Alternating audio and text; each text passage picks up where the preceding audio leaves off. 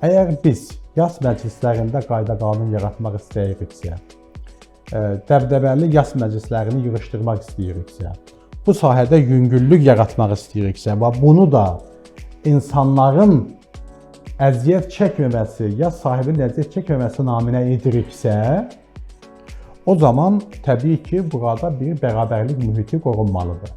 Birinci növbədə o nümunəni varlı insanlar, vəzifəli şəxslər göstərməlidir.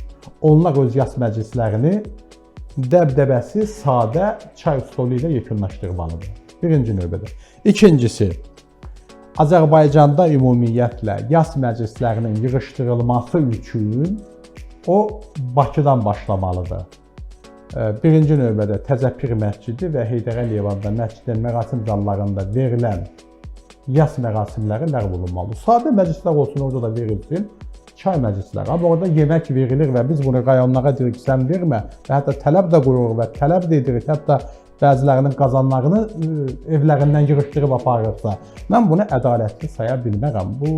Mən razıyam ki, bəli, bütün rayonlarda yığışdırılsın. Mən bilirəm ki, Azərbaycanın bir çox rayonunda, məsələn, Samux rayonunda yığışdırılır. Mən hörmətli icra başçısı ilə Yoxsul müəllimlə də söhbət eləmişik. Ora icra başçısı təyin olunandan sonra orada ümumiyyətlə o sahədə birinci növbədə qayda-qanun yaradan rayonlardan biridir.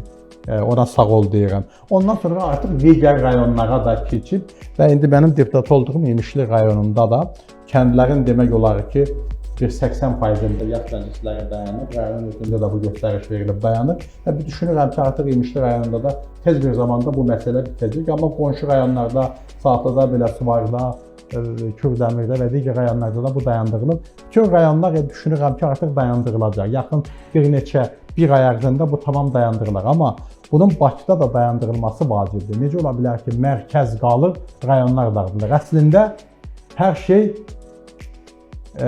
bəzən yuxarıdan aşağı başlamalıdır. Qayda-qanunlar yuxarıdan aşağı başlamalıdır. Qayda-qanun aşağıdan yuxarıya başlaya bilməz.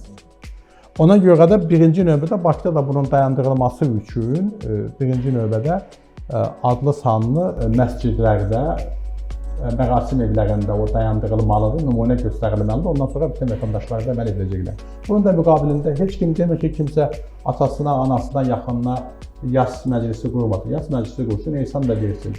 Bir xurma verib, xurma ilə də çay vermək də insandır. Kim insan vermək istəyib, rəhmət qazanmaq istəyirsə, buna çəkdiyi xərci getsin, 5 nəfərin yolunu düzəltsin,